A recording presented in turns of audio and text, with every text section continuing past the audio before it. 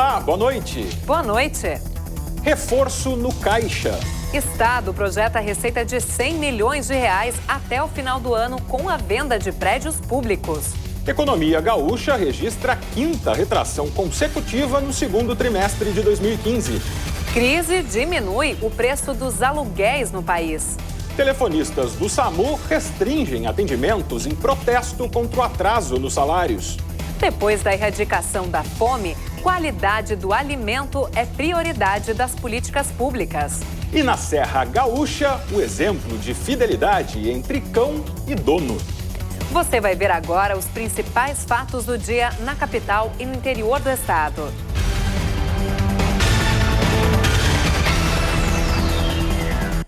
A venda de imóveis públicos pode injetar 100 milhões de reais nos cofres do governo até o final do ano. O estado tem aproximadamente 12 mil imóveis, mas mesmo assim gasta mensalmente 2 milhões de reais com aluguéis. Este imóvel, num bairro nobre da capital, é o primeiro a ser leiloado. O aluguel rende hoje ao estado cerca de 10 mil reais por mês. A previsão é vendê-lo por 2 milhões de reais no leilão que acontece dia 23 de setembro. Qualquer pessoa pode participar. Para estimular a procura, o governo estuda a criação de uma linha de crédito do Banrisul específica para a compra de imóveis públicos. Em momentos em que a economia apresentava uma pujança muito maior, vários leilões do estado foram frustrados. Um dos motivos sempre foi a falta de lance, ou seja, faltava a pessoa interessada com o dinheiro para pagar à vista, porque o leilão é à vista. Então, se a gente conseguir parcelar esse lance via um financiamento próprio do banco, eu creio que nós vamos conseguir esquentar esse mercado. Segundo a Secretaria de Modernização Administrativa e Recursos Humanos, o estado tem cerca de 12 mil imóveis, mas ainda gasta 2 milhões de reais por mês com aluguéis. Todos estão sendo cadastrados e avaliados, e os que não servem para a máquina pública serão encaminhados para a venda. A expectativa é arrecadar 100 milhões de reais até o fim deste ano. O BNDES aprovou empréstimo de 145 milhões de reais para a construção do complexo de energia eólica do Hermenegildo, no sul do estado. O recurso será utilizado na implantação de 12 usinas e do sistema de transmissão do complexo, localizado nos municípios de Santa Vitória do Palmar e Chuí. A construção dos parques eólicos deve gerar 700 empregos diretos e 1.200 indiretos. Depois de prontos, eles terão capacidade para produzir juntos 325 megawatts de energia, o suficiente para atender a demanda de 1.700.000 habitantes. A economia do Rio Grande do Sul encolheu 0,6% no segundo trimestre de 2015, na comparação com o mesmo período do ano passado. Foi a quinta retração consecutiva do Produto Interno Bruto gaúcho. E mais uma vez, a soja foi a salvação da lavoura. Conforme a Fundação de Economia e Estatística, a queda do PIB só não foi maior devido à última safra. A produção de soja aumentou 20%, o que resultou em crescimento de 15,6% no setor agropecuário. Já a indústria amargou retração de 9,1%, puxada pela forte queda na produção de automóveis, máquinas e implementos. Da mesma forma, a crise nacional, que diminuiu a renda e encareceu o crédito, resultou em fraco desempenho do comércio, principalmente nas vendas de veículos, móveis e eletrodomésticos, o que levou à redução de 1,2% no setor de serviços. E como consequência dos resultados negativos na indústria e serviços, a arrecadação de impostos também diminuiu 4,8% entre abril e junho. Com o resultado do segundo trimestre, a economia gaúcha fechou os primeiros 6 meses do ano com retração acumulada de 0,9%. E a economia em recessão fez cair o preço dos aluguéis em todo o país. Porto Alegre é uma das capitais onde houve a maior queda. Uma boa notícia para quem está à procura de um imóvel. A desvalorização dos preços do mercado imobiliário no país já dura 12 meses.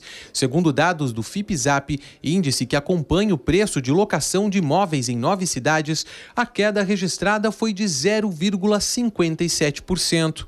3 capitais são as responsáveis por puxar a média para baixo: Rio de Janeiro, Curitiba e Porto Alegre. Na capital gaúcha, a diminuição nos preços atingiu principalmente os imóveis comerciais. Hoje, o segmento é responsável por 46% do total de imóveis da cidade. O inquilino ele tem um poder de barganha na negociação do aluguel com o proprietário, visto que o imóvel comercial ele precisa de adequações ao próprio negócio dele. Para este economista, a diminuição nos valores de aluguéis se deve principalmente à crise econômica vivida pelo país e pelo Estado. Muitos itens do orçamento que impactam no nosso bolso chegaram num limite tal que eles não têm mais condições de aumentar. Até porque não há mais condições, capacidade financeira do cidadão brasileiro, do cidadão gaúcho, de se adequar. Quanto aos imóveis residenciais, a variação no aluguel é quase inexistente. Apesar de ter diminuído cerca de 15% nos últimos 10 anos, a faixa de valor permanece estabilizada. A projeção é de que os preços se mantenham nesse patamar, tanto para imóveis comerciais quanto residenciais, pelo menos até 2016. O ano de 2015 vai ter uma queda do PIB, provavelmente nós estamos falando alguma coisa de 2 a 2,5%. Ano que vem vai continuar a ter essa queda, apesar de menor, mas vai continuar. Provavelmente nós devemos ter aí nos próximos meses uma estabilidade dos preços. E outro efeito da crise pode ser percebido nas oficinas mecânicas. Sem dinheiro para comprar carro novo, a solução para o consumidor é cuidar do que tem na garagem. Quem comemora são os empresários do ramo de peças e consertos de veículos. Em 2014, esta oficina mecânica atendia em média de 2 a 3 carros por dia. A maioria para fazer revisão de itens básicos, como troca de óleo, filtro e pastilhas de freio. Hoje, com a recessão econômica, a situação é outra. Atualmente a coisa pegou de uma maneira que o pessoal não está comprando carro, o pessoal está revisando e está consertando os carros que tem, porque os juros estão absurdos e não tem como comprar carro, nem novo nem usado. Com isso, o trabalho na oficina aumentou, mas o dono não quis arriscar, manteve o mesmo número de funcionários. Seu Paulo levou a caminhonete dele para consertar a embreagem e trocar os reparos do motor. Vai gastar R$ 1.500. O preço do carro, tanto o carro zero quanto o seminovo, eles estão proibitivos. Financiamento nem se fala. Tá? Ficar com prestações altas, uma entrada muito alta, e tu não sabe o que tu está comprando. Então eu prefiro arrumar o meu, que pelo menos eu sei o que eu tenho na mão. O tempo volta a ficar instável no centro do estado nesta quinta-feira. Em Santa Cruz do Sul, o dia vai ser de sol e pancadas de chuva, máxima de 23 graus. Em Santa Maria, o sol dá lugar à chuva, principalmente à tarde, mínima de 13 graus. O mesmo ocorre em Cachoeira do Sul, onde as marcas chegam aos 23 graus. E assista ainda nesta edição a história de amizade comovente entre um cão e seu dono.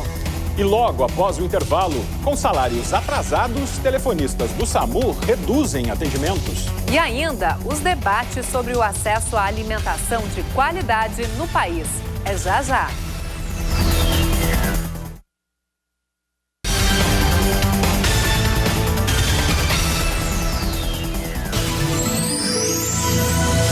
O tempo volta a ficar instável nesta quinta-feira no sul do estado. Em Bagé, sol e chuva a qualquer hora do dia, mínima de 9 graus. Em Pelotas, períodos de céu nublado com chuva durante todo o dia, máxima de 19 graus. No litoral sul, o dia vai ser de sol e muitas nuvens. O tempo fica chuvoso, mínima de 12 graus em Rio Grande. Comerciantes do bairro Menino Deus fizeram um protesto silencioso contra a violência na capital. Eles fecharam lojas na Avenida Getúlio Vargas, em homenagem ao dono de uma padaria que morreu depois de ser atingido por uma bala perdida durante um confronto entre policiais e assaltantes na última sexta-feira. As frutas ficaram expostas sem compradores e o cardápio do restaurante não foi preparado.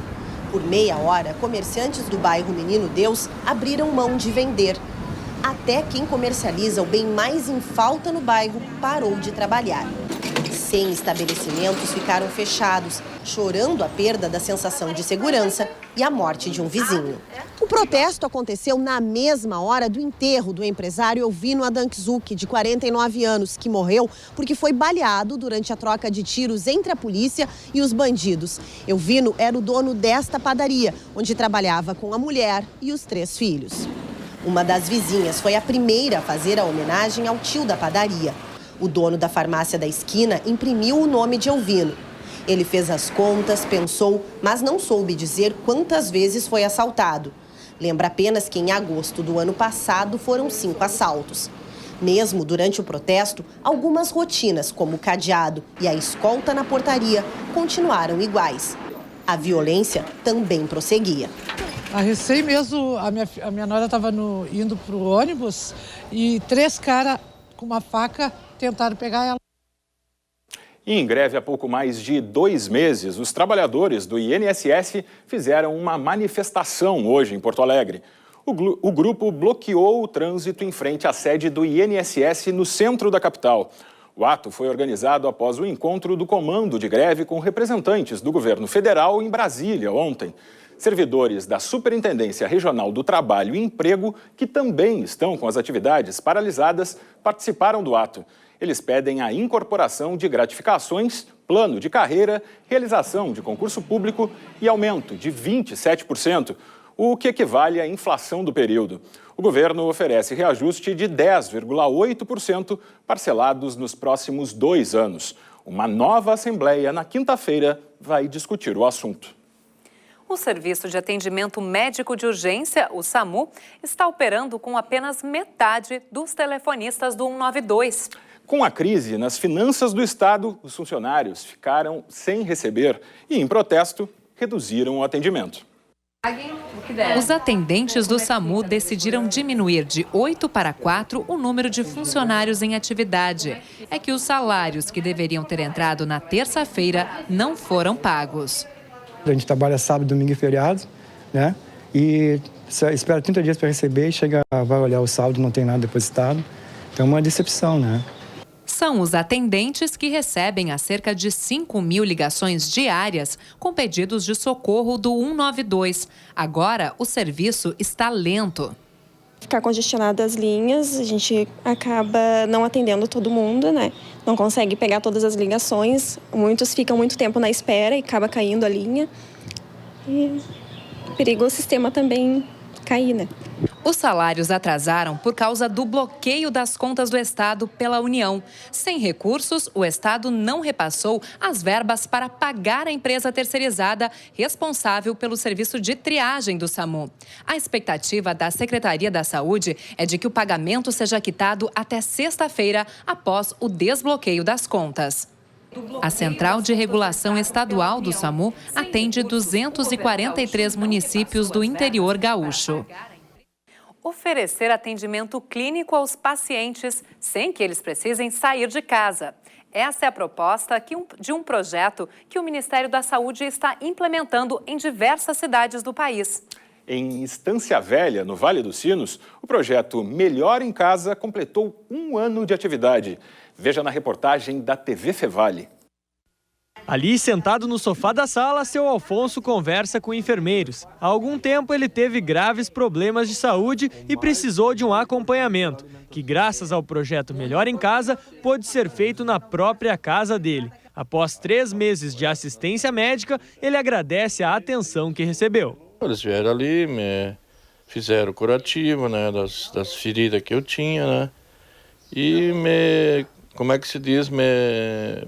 me ajudaram para mim ser mais animado, né, para me animar nessas coisas assim, né, Os cuidados variam, né? Desde cuidados que são a orientação da família, de como lidar com esse paciente que de alguma forma veio do hospital com alguma deficiência, acompanhamento médico, de enfermagem, da psicóloga, para começar a ter uma vida mais estável dentro daquele domicílio. Equipe conta com médicos, enfermeiros e técnicos de enfermagem, que realizam as visitas de acordo com a necessidade de cada paciente. Nesse ano foram muitas pessoas atendidas. Atualmente nós estamos atendendo 35 pessoas. Com certeza dessas 35 pessoas, em torno de 20 delas, se nós não tivéssemos o programa, estariam hospitalizadas numa instituição hoje. Todos aqueles benefícios que a gente necessita para o atendimento são patrocinados pela Secretaria de Saúde, como fralda, alimentação, material de curativo, empréstimos de acessórios, como cadeira de rodas, cama hospitalar, colchão piramidal. Toda a Secretaria provém para essas pessoas. A iniciativa ainda está no seu primeiro ano de atividades, mas já é motivo de orgulho para quem participa e de qualidade de vida para quem precisa do tratamento. Eles têm uma qualidade de vida melhor quando estão em casa, né? Longe do hospital, dentro da sua realidade. Eu digo sempre que os pacientes têm a sua cama, os seus cheiros, os seus sons, né? Os barulhos, as crianças da família, e isso dá uma qualidade de final de vida melhor para os pacientes. Um direito fundamental do ser humano, o acesso à alimentação saudável é um dos principais desafios do mundo atual. Uma conferência em Porto Alegre discute as políticas públicas para a segurança alimentar e nutricional. Depois de 2 anos fechado, o restaurante popular reabriu as portas em um espaço provisório no bairro Floresta, na capital. Com refeições a R$1, o local garante o almoço de pessoas em situação de rua ou de vulnerabilidade social. Uma marmitex que nessa aqui, se tu for comprar, eles vão cobrar uns R$10 num restaurante. Muitas vezes na minha casa eu não como tão bem como eu comi aqui. O restaurante popular fornece comida balanceada para pelo menos 350 pessoas por dia. Essa refeição ela tem em torno de 1.200 calorias só no almoço. Tá? Então aí eles têm sobremesa, salada, feijão, arroz, carboidrato, porque normalmente é massa, batata, legumes cozidos, né? E sobremesa. No estado, a pobreza ainda faz com que muitas famílias tenham acesso restrito à alimentação. Ainda temos, por exemplo, em torno de 420 mil famílias que recebem o benefício de transferência de renda chamado Bolsa Família. Isso dá conta de que ainda há muitas famílias e muitas pessoas que estão abaixo da linha da pobreza. Isso significa que comem mal, que estão sem as calorias necessárias do cotidiano para o seu sustento. O assunto está sendo discutido na 6ª Conferência de Segurança Alimentar e Nutricional Sustentável do Rio Grande do Sul. Em pauta também os impactos dos alimentos agrotóxicos na saúde da população e a obesidade. Outro aspecto é, de fato, as pessoas que comem mal pela pressa, por não ter consciência do combate aos agrotóxicos que nós temos que fazer. E nós percebemos que, infelizmente, a obesidade infantil, o sobrepeso de muitas pessoas já é uma realidade que traz como consequência muitas doenças oriundas da má alimentação. O evento segue até sexta-feira no Salão da Paróquia Pompeia. Tempo instável na região leste do estado nesta quinta-feira. Em Porto Alegre, sol com muitas nuvens. Chove a partir da tarde, mínima de 14 graus. O mesmo ocorre em Guaíba, onde as marcas chegam aos 25 graus. No litoral norte, o tempo fica encoberto. Pancadas de chuva a partir da tarde. Mínima de 15 graus em Tramandaí. E assista depois do intervalo a história de fidelidade entre o cãozinho Max e o seu dono. A gente volta já.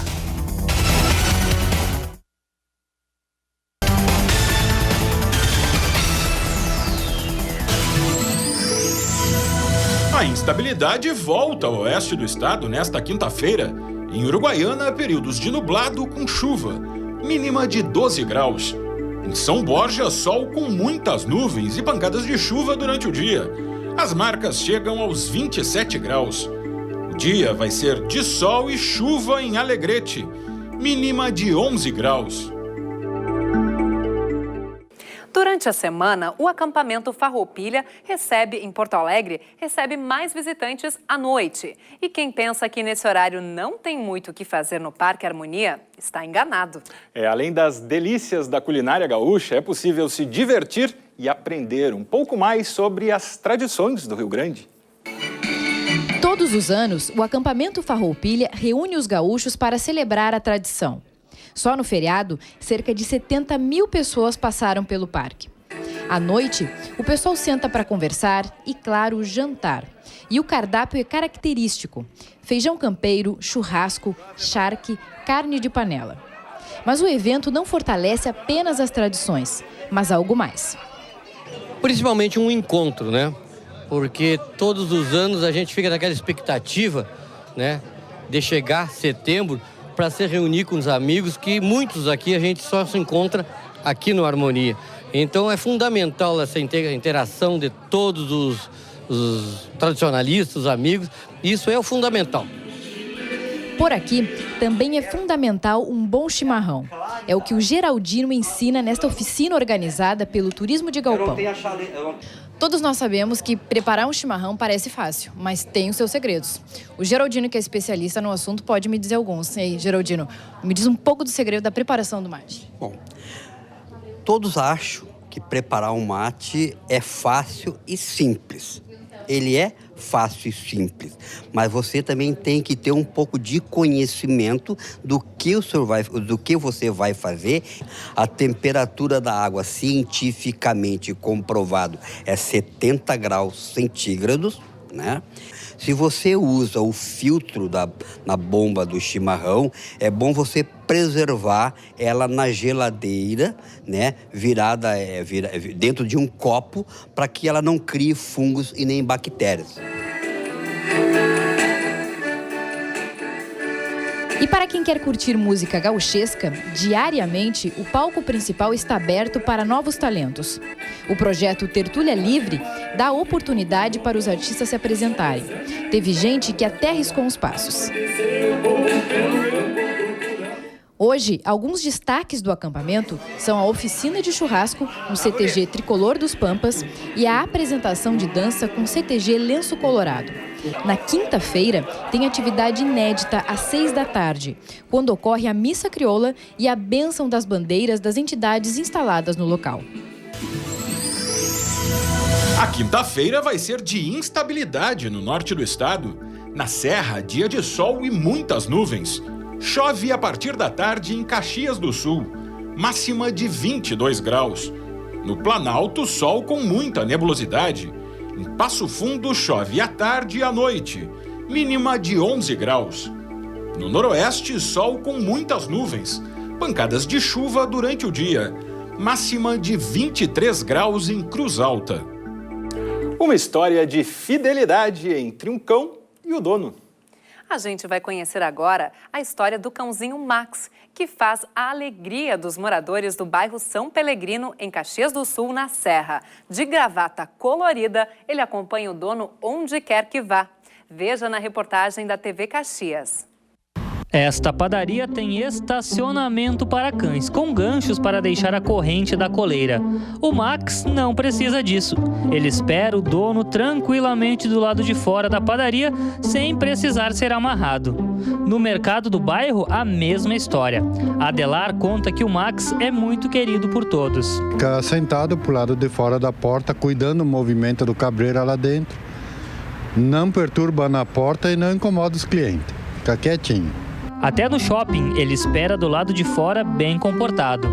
Nem bem o dono dele entrou e duas estudantes já foram fazer carinho no Max. E olha ele atravessando a rua, só quando é autorizado. Max só anda na rua de gravatinha, está sempre sendo parado para receber carinho. E sobre essa confiança de ficar ali esperando. Ele sabe que eu volto pegar ele. Claro que se eu mandar ele ficar ali e vir no outro dia, ele sabe que eu venho pegar ele, né? Só que eu não vou fazer isso aí, né? Ele sabe que eu volto, né? Max e Cabreira são melhores amigos, passeiam pelas ruas e parques da cidade todos os dias. E essa amizade não tem preço. Já ofereceram R$3.000 pelo Max, mas não teve negócio. Olha, ele para mim é tipo assim, é mais do que um amigo. Se fosse o caso, já apareceu gente para comprar ele, mas eu não vou vender.